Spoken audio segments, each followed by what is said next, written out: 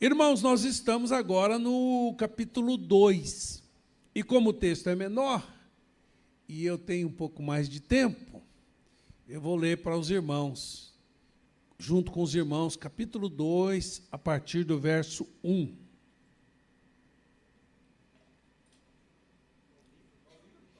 Jonas, me perdoe. Jonas, capítulo 2, a partir do verso 1.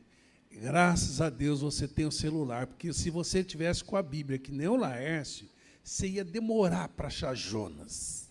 É difícil. Mas, Gilberto, você veio antes, você foi antes, entendeu? Mas achar assim de pronto, não é fácil achar Jonas.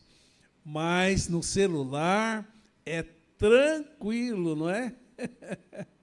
Jonas, capítulo 2.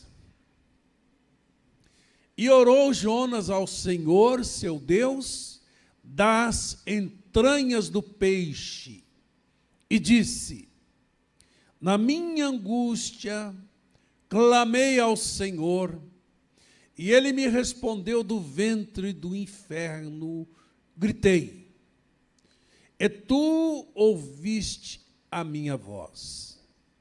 Porque tu me lançaste no profundo, no coração dos mares, e a corrente me cercou, e todas as tuas ondas e as tuas vagas têm passado por cima de mim. E eu disse: lançado estou de diante dos teus olhos, todavia tornarei a ver o templo da tua santidade. As águas me cercaram até a alma, o abismo me rodeou e as algas se enrolaram na minha cabeça. Eu desci até os fundamentos dos montes, os ferrolhos da terra correram-se sobre mim para sempre. Mas tu livraste a minha alma da perdição, ó Senhor meu Deus. Quando desfalecia em mim a minha alma, eu me lembrei do Senhor, e entrou a ti a minha oração no templo da tua santidade. Os que observam as vaidades vãs deixam a sua própria misericórdia, mas eu te oferecerei sacrifício com voz de agradecimento. O que votei, pagarei. Do Senhor vem a salvação. Falou, pois, o Senhor ao peixe, e ele vomitou a Jonas na terra. Seguindo ainda no capítulo 3, 2 versos. E veio a palavra do Senhor segunda vez a Jonas, dizendo: levanta-te e vai à grande cidade de Nínive e prega contra ela a pregação que eu te disse. E levantou-se Jonas e foi a Nínive, segundo a palavra do Senhor. Era, pois, Nínive uma grande cidade de 3 dias a caminho.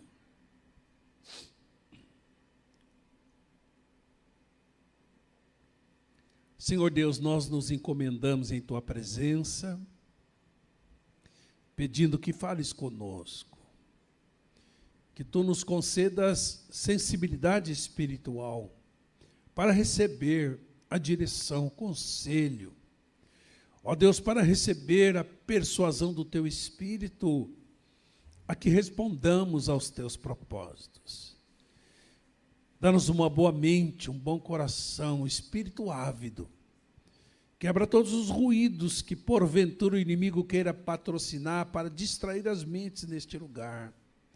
Campa os teus anjos aqui, Senhor, e que o teu Espírito Santo possa agir aqui livre, soberanamente, aplicando essa palavra, para que ela se torne em palavras vivas ao nosso coração, levando-nos ao bom termo, ao porto seguro da tua vontade e dos teus propósitos para nós, em nome de Jesus e para a glória dele. Amém e amém.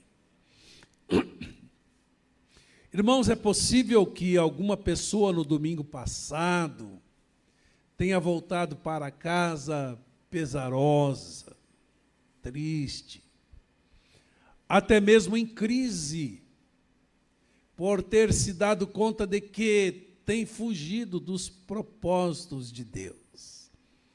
Eu soube de um irmão que foi daqui para casa chorando.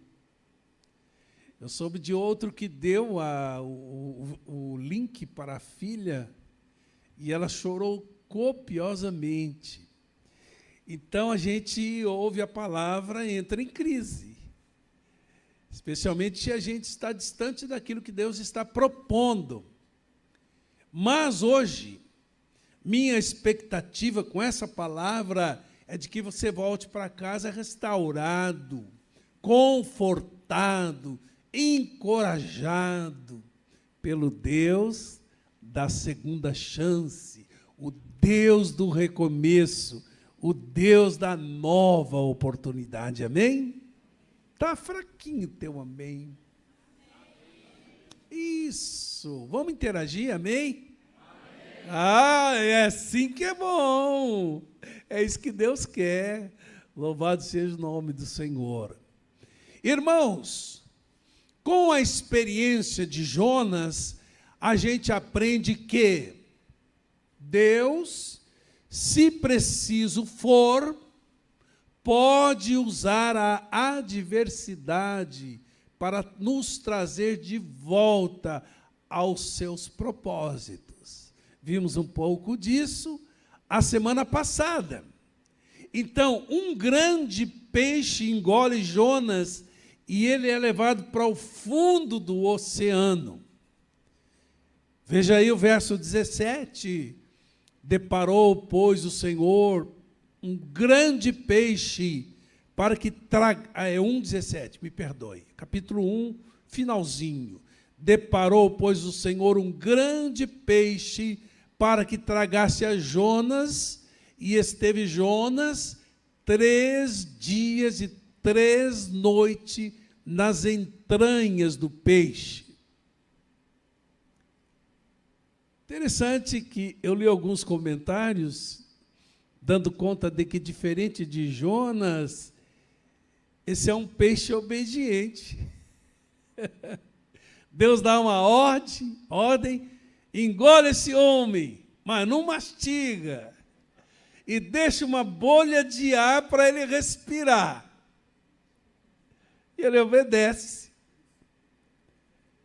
É interessante observar, irmãos, que a natureza obedece às ordens de Deus. Deus diz ao vento, venha forte, é tempestade que eu quero. Ao peixe engole, aí diz ao peixe, vomita, aí nasça a boboreira, morra a boboreira, vento forte e quente em cima da cabeça do Jonas. E eles todos obedecem, hein? É obediência pronta. Você já admirou uma criança assim, que você vê que tem uma obediência pronta, obedece no primeiro comando? Aqui na igreja tem um garotinho que eu acho admirável a obediência pronta dele. Muito bem educadinho. E a mãe diz, um comando só, ele... A natureza é assim, o homem não. Porque o homem tem um arbítrio, né? Aquela coisa que Deus deu, aquele atributo que... Porque não fomos criados como seres autômatos, né? Porque senão que mérito haveria em obedecer a Deus, em amar a Deus, em querer servir a Deus, se estivéssemos pré-ordenados para isso. Mas você é livre. Bem, e que experiência incrível essa de Jonas. Ele foi de navio, pegou o navio e voltou de submarino. Deus modificou a viagem dele. Mas que lugar terrível para terminar a vida. Lugar escuro, mal cheiroso, onde ele nunca seria encontrado. Aquela condição assim que você diz, pior do que está, não vai ficar. E parece que a coisa vai piorando a cada dia. Não dá para enxergar aquela luz no fim do túnel. Assim estava Jonas. Agora, é fácil crer que Jonas teria uma segunda chance com Deus, porque a gente conhece o final da história. Mas o grande desafio hoje, nesta manhã, é crer que Deus tem uma segunda chance para você. Porque, a rigor, o peixe não foi castigo, mas foi salvação para Jonas. Jonas é salvo pelo peixe, porque o mar revolto como estava, a possibilidade de sobrevivência seria nula. Então, Jonas foi encurralado por Deus. Como disse na semana passada, quando tentamos fugir da presença de Deus, podemos ser encurralados por Deus pelas circunstâncias. Deus cercou Jonas de todos os lados e não havia porta de escape para ele, a não ser pelo quebrantamento, pela rendição. Assim também, queridos, Deus pode nos cercar de tal maneira que não nos restará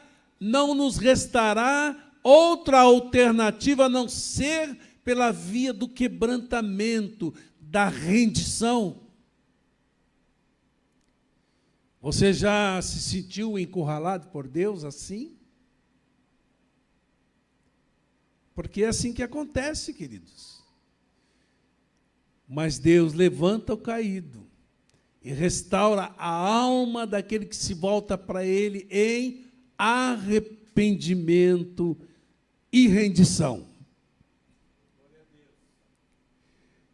Então Jonas sabia que tal adversidade não era casual, era providencial. Era Deus que pacientemente estava querendo trazê-lo de volta ao seu propósito, concedendo-lhe uma segunda chance. Por isso, ele não atribui aquela adversidade nem à tempestade no mar, nem aos marinheiros que jogaram ele no mar a pedido dele, nem ao maligno. Por quê, irmãos? Porque ele conseguiu enxergar na circunstância adversa um expediente de Deus para a sua restauração. É difícil enxergar isso. Precisa muita maturidade, mas é possível. Então, queridos, o que eu tenho a dizer é que Deus pode permitir que aquele que está vivendo fora dos seus propósitos sofra. E faz isso por amor, para que ele possa voltar-se para ele e para os seus propósitos. Assim como ele fez com Pedro, depois de ter negado Jesus. Pedro teve, como Jonas, uma segunda chance para voltar aos propósitos de Deus. Amém? Então, neste sentido, as circunstâncias adversas podem nos encurralar e nos empurrar para a presença de Deus. Uma boa pergunta a se fazer nos momentos difíceis da vida, de crise pessoal, de tribulação, é: o que será que Deus está querendo com isso? Sabe? Porque a primeira coisa que a gente pensa é nas soluções, não é? Mas é um processo. Deus está querendo me despertar para quê? Deus está querendo ampliar minha visão para quê? Deus está querendo que eu enxergue nessa circunstância adversa o quê? Por que eu estou assim? Porque Deus é soberano, né, Claudinha? Ele está no controle de tudo. Amém? Há benefícios na provação. Com a experiência de Jonas, a gente aprende também que Deus pode nos levar a situações extremas para cessar nossa fuga. Deus sabe como tratar com a gente, irmãos. E nos trazer de volta para os seus propósitos. Então, tudo começa com Jonas se entregando a Deus em oração. Porque no estado de rebelião, de desobediência, de obstinação, ele não ora. E Jonas, ele é um exemplo de quem só ora em situações extremas. Mas melhor assim do que nunca orar, né, irmãos? Ele não orou no navio, durante a tempestade, ele não orou quando foi atirado ao mar, ele não orou, quando enfrentou aquilo, tudo, por estar fora dos propósitos de Deus, mas agora, nas profundezas do abismo, amargando as consequências da sua rebelião, em angústia, conforme ele mesmo declara, com a alma desfalecendo. Aí ele sentiu necessidade de orar e se entregou a Deus em oração. A gente fica mais crente, né, irmãos? Olha o que diz o verso 2:1. E orou Jonas ao Senhor, seu Deus, das entranhas do peixe. Verso 2, disse, na minha angústia clamei ao Senhor. Verso 7, quando desfalecia em mim a minha alma. Ele estava para morrer, irmãos. Sem ar, sem fôlego. Eu me lembrei do Senhor e entrou a ti a minha oração.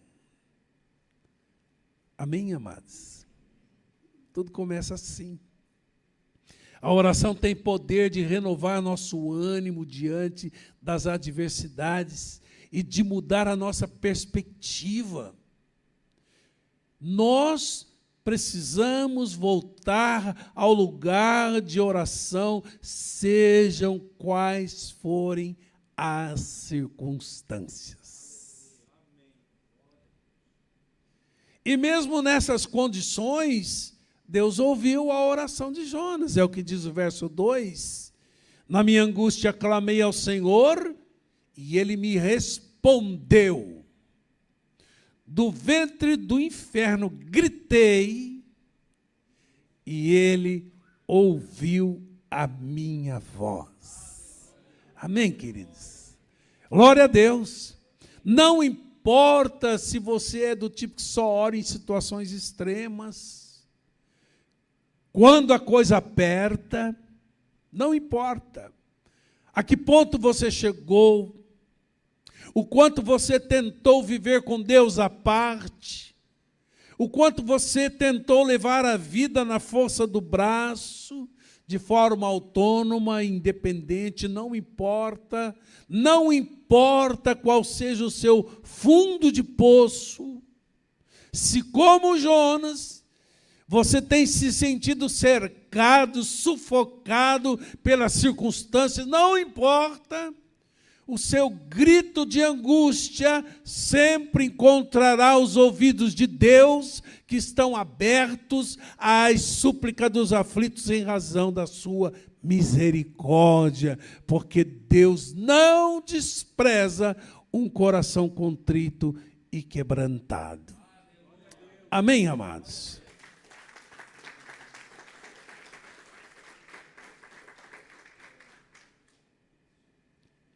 Penúltimo lugar, queridos, com a experiência de Jonas, a gente aprende que, de volta aos propósitos de Deus, experimentamos a restauração e o livramento. Jonas restaurou a sua comunhão com Deus. Talvez você aqui nesta manhã esteja precisando restaurar a sua comunhão com Deus. Você tem se distanciado, caminhando um caminho à deriva, distante do Senhor. Você pode voltar hoje, nessa manhã, e desejar a restauração do seu relacionamento com Deus. Então, ao sentir-se cercado, sufocado, no profundo do mar, ele vai fazendo uma descrição assim terrível, né? Com ondas e vagas passando sobre ele, rodeado de abismo, com algas enroladas na sua cabeça, ele, rendido ao Senhor, manifestou o desejo de reaver a sua comunhão com o Senhor. Verso 4 diz: e eu disse, lançado estou de diante dos teus olhos, todavia tornarei a ver o templo da tua santidade. Ele está dizendo assim, será que eu vou voltar para o Jerusalém depois dessa? Porque Jerusalém era o lugar da adoração. E talvez a Deus, através das circunstâncias, esteja querendo produzir esse desejo no seu coração. O desejo de desfrutar da sua comunhão, da sua intimidade, que quem sabe você tem perdido na sua caminhada. Mas hoje eu quero que você saiba que Deus quer inaugurar um tempo novo na sua vida. Tempo de restauração, tempo de despertamento, tempo de reconciliação. E tudo começa, irmãos, com a rendição, com o quebrantamento, com a oração de entrega. Amém, amados? Então, Deus concedeu um grande livramento a Jonas. Assim é que o desespero humano pode encontrar alívio no livramento de Deus, assim como Jonas encontrou. Qual livramento? Livramento de estar aprisionado dentro de um grande peixe? Não, claro que não. Mas o livramento de continuar caminhando em perdição, à deriva, destituído dos propósitos de Deus. Veja o que ele diz no verso 6. Eu desci até os fundamentos dos montes, os ferrolhos da terra cercaram-se sobre mim para sempre, mas eu gosto dos mais que eu encontro na Bíblia, dessa adversativa. Mas tu livraste a minha vida da perdição. Queridos, é esse livramento que Deus quer nos dar, como disse, o de caminhar na vida destituído desses propósitos de Deus, à deriva, desmotivados, apáticos, indiferentes àquilo que Deus tem para nós, o que Jonas chamou de perdição. Quando se vive desperdiçando dons, talentos, habilidades, tempo, recursos que poderiam ser usados para responder aos propósitos de Deus, há um grande desperdício, irmãos. Então, Deus quer nos livrar desse desperdício e de errarmos o alvo da vida. Jonas percebeu que longe de Deus a vida ficaria destituída de sentido. Por isso agora ele resolve andar com Deus. Com a comunhão restaurada, de posse do livramento, o coração de Jonas se encheu de ações de graças. É diferente daquele homem no navio, né? Tomado de apatia, com aquele sono mórbido da fuga, Que diferença! Verso 9 ele diz: mas eu te oferecerei sacrifício com voz do agradecimento. Ele começa a acordar para a vida espiritual. E Jonas renovou seus votos com Deus. É o que diz o verso 9: o que votei, pagarei. Ou seja, ele relembrou e renovou sua promessa anterior de servir e obedecer a Deus como profeta que era. Profeta serve e obedece a Deus. Ele tinha sido chamado para pregar e estava quebrando esse voto. Agora ele está pronto para fazer a vontade de Deus. É assim que acontece, queridos. Quem, em situações extremas, experimenta o livramento de Deus, não quer mais quebrar seus votos com Ele. Verdade ou não? Já passou por isso? É tanta gratidão no coração, que você fala: não, eu não troco isso por nada. Eu não troco a bênção de Deus por um prato de lentilha. Isso muda a vida da gente, irmãos. E aí você tem aquele voto de fidelidade para sempre, até a morte. Amém, amados? Em último lugar, com a experiência de Jonas, a gente aprende que há sempre uma segunda chance para aqueles com os quais Deus tem propósitos. Você crê que Deus tem propósito para você aqui? Amém? Então você deve crer também que se você não estiver respondendo a contento como poderia e deveria esses propósitos de Deus, há para você uma segunda chance. É o que Deus está falando para você nessa manhã. Eu quero aproveitar. Novo ano, nova chance, um novo recomeço. Amém, amados? Então, Jonas fracassou na sua primeira missão, contudo, Deus lhe ofereceu uma segunda chance, uma nova oportunidade. Irmãos, assim Deus nos acolhe, nos dá uma segunda chance, mesmo depois das nossas vergonhosas derrotas. Ai, estou com vergonha de Deus. Confesse, creia, se arrependa. E Deus vai te dar a segunda chance. Amém, amados? Porque, irmãos, a rigor, a vida vitoriosa cristã é marcada por vários recomeços. Amém? Aí você vem vindo aqui, aí você tem uma quedinha aqui, retoma, se arrepende, pede misericórdia de Deus, continua, tem uma quedinha aqui, você retorna, se arrepende, e o seu desenvolvimento é crescente. Você não volta na estaca zero. Amém, amados?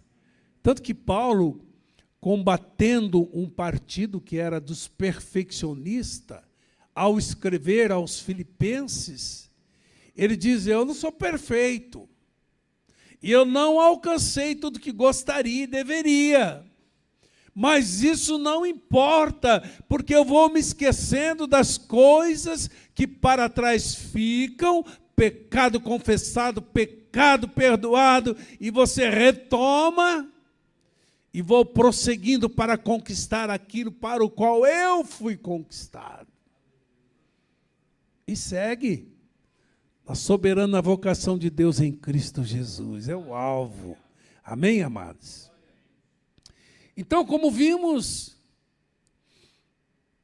afastado do propósito de Deus, do que Deus tinha para a sua vida, Jonas amargou as consequências, mas quando se consertou, quando se reconciliou com Deus, quando renovou seus votos, sua promessa anterior de servir e obedecer a Deus, ele teve a sua segunda chance para voltar aos propósitos de Deus para a sua vida. E diz o verso 10, falou, pois, o Senhor ao peixe, e ele vomitou a Jonas na terra.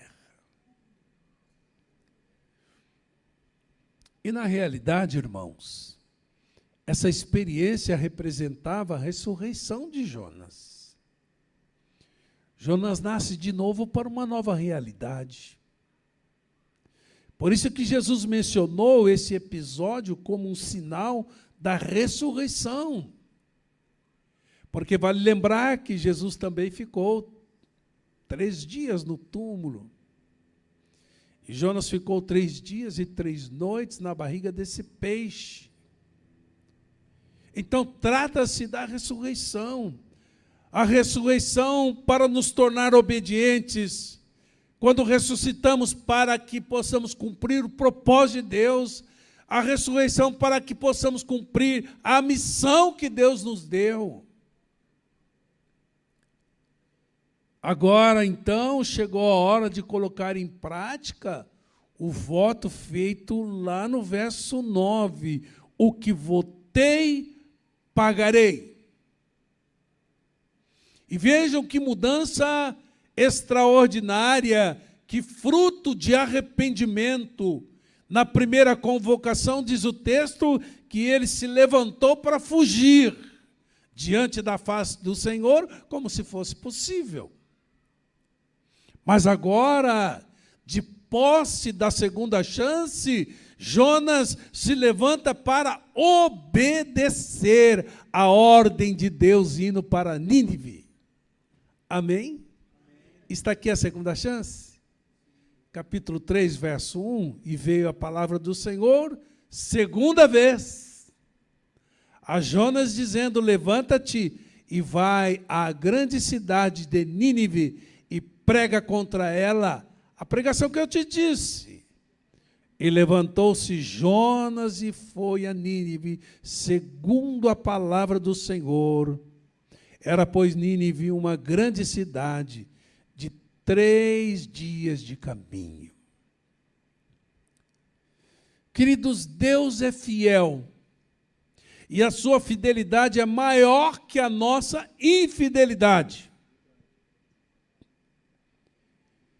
Em vez de nos destruir em nossa fraqueza, Deus nos restaura e nos concede uma segunda chance para que cumpramos os seus propósitos em nossa vida, porque é assim que Ele faz. Ele dá uma segunda chance para aqueles que fracassam. Amém, amados? Então, se você se percebe nadando contra a maré em razão do desvio de rota que você fez, em relação aos propósitos de Deus para a sua vida, Deus me trouxe aqui nessa manhã para te dizer, nem tudo está perdido. Amém? Deus não desistiu de você. Deus conta com você para o cumprimento dos seus propósitos na terra. E ao se consertar com Deus, se reconciliar com seus propósitos e renovar seus votos de fidelidade, você estará automaticamente de posse da segunda chance. Amém, queridos? Então, aproveite o início do ano novo para renovar seus votos de fidelidade a Deus e para inaugurar um novo tempo na sua vida no que diz respeito a responder aos propósitos de Deus, aos propósitos que Deus tem para você no ano de 2025. Amém?